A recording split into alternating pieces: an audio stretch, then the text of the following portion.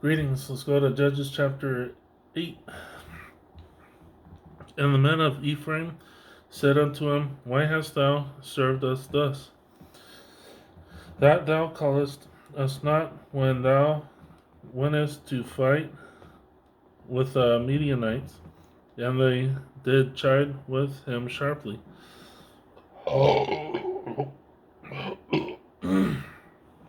And he said unto them, What have I done now in comparison of you?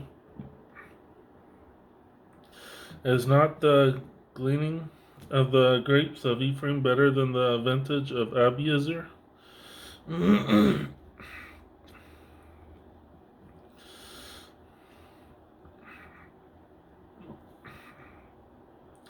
God hath delivered into your hands the princes of Midian, Oreb, and Zeeb. And what was I able to do in comparison of you?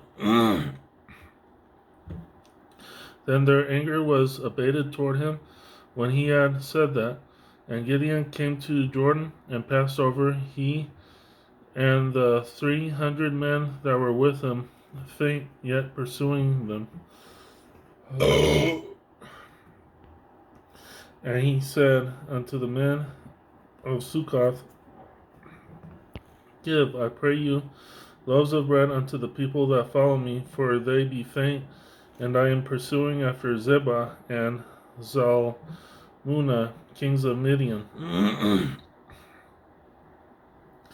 And the princes of Succoth said, Are the hands of Zebah and Zalmunna now in thine hand, that we should give bread unto thine army? Let me reread verse 6. And the princes of Succoth said, Are the hands of Zebah and Zalmunna now in thine hand, that we should give bread unto thine army? And Gideon said, Therefore, when the Lord hath delivered Zebah and Zalmunna into mine hand, then I will tear your flesh with the thorns of the wilderness and with briars.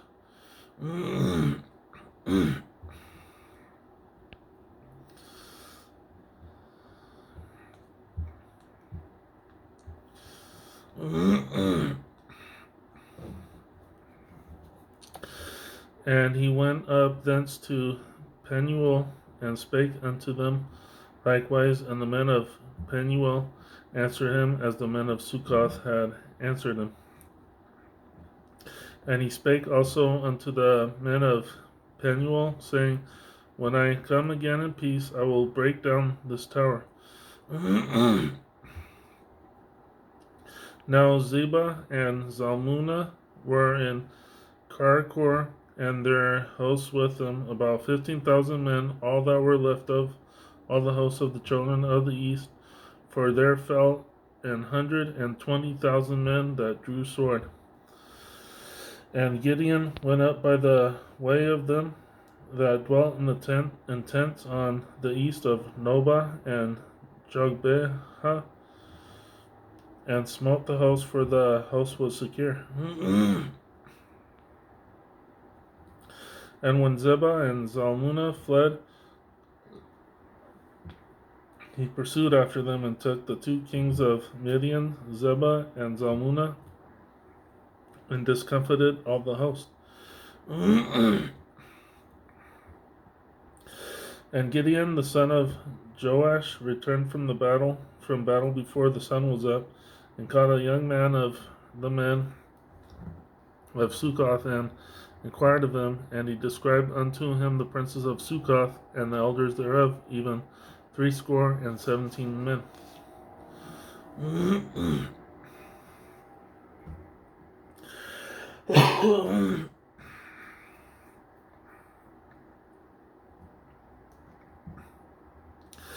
And he came unto the men of Succoth and said, Behold, Zebah and Zalmunna, with whom ye did upbraid me, saying, Are the hands of Zebah and Zalmunna now in thine hand, that we should give bread unto thy men that are weary?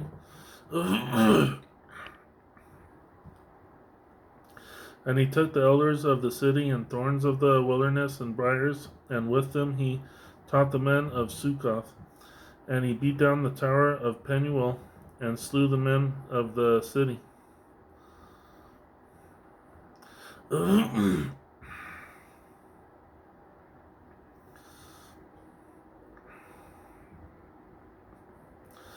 And he beat, verse 17, and he beat down the tower of Penuel and slew the men of the city. So, let's see.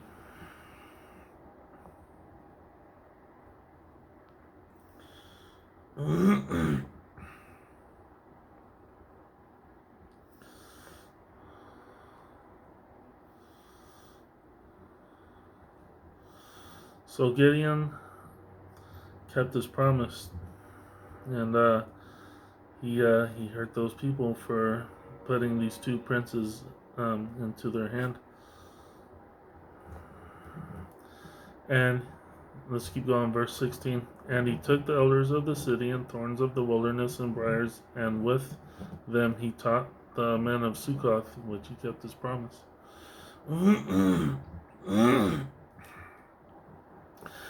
And he beat down the tower of Penuel and slew the men of the city. Then said he unto Zebah and Zalmunna, What manner of men were they whom ye slew at Tabor? And they answered, As thou art, so were they. Each one resembled the children of a king. And he said, They were my brethren, even the sons of my mother, as the Lord liveth. If ye had saved them alive, I would not slay you. And he said unto let me reread verse 20. And he said unto Jether, his firstborn, Up and slay them. But the youth drew not his sword, for he feared, because he was yet a youth. When Zebah and Zalmunna said, Rise thou and fall upon us, for as the man is, so is his strength. And Gideon arose and slew Zebah and Zalmunna, and took away the ornaments that were on their camels' necks. Then the men of Israel said unto Gideon, Rule thou over us, both thou and thy son son also.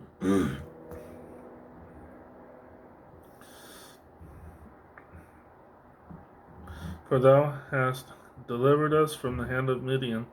And Gideon said unto him, I will not rule over you, neither shall my son rule over you. The Lord shall rule over you. And Gideon said unto them, I would desire a request of you, that ye would give me every man the earrings of his prey, for they had golden earrings, because they were Ishmaelites.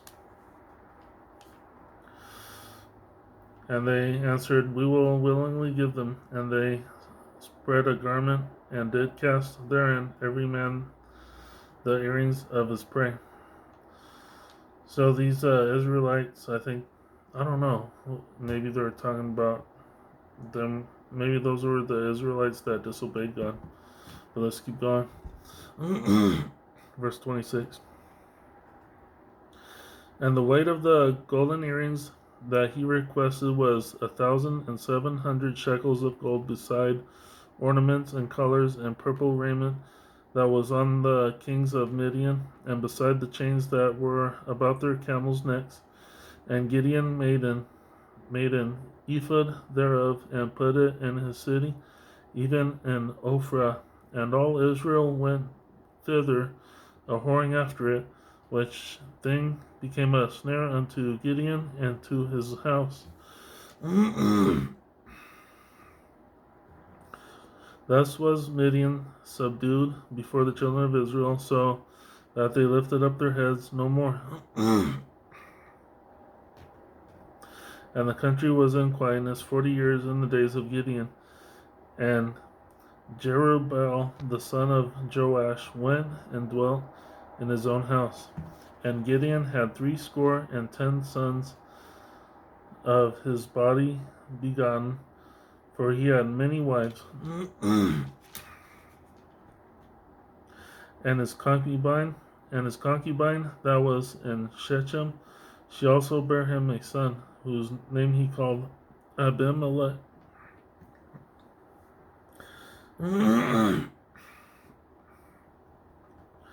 And Gideon the son of Joash died in a good old age, and was buried in the sepulchre of Joash his father,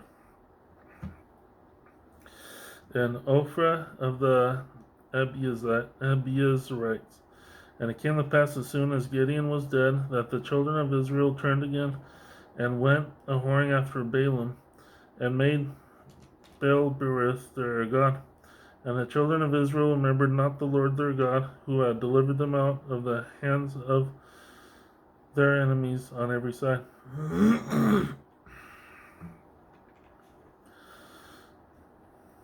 So they were the Israelites who were disobedient. Verse 35, neither shewed they kindness to the house of Jerubbaal, namely Gideon, according to all the goodness which he had showed unto Israel. And that was the end of Judges chapter 8. Thank you for chiming in, and have a good night.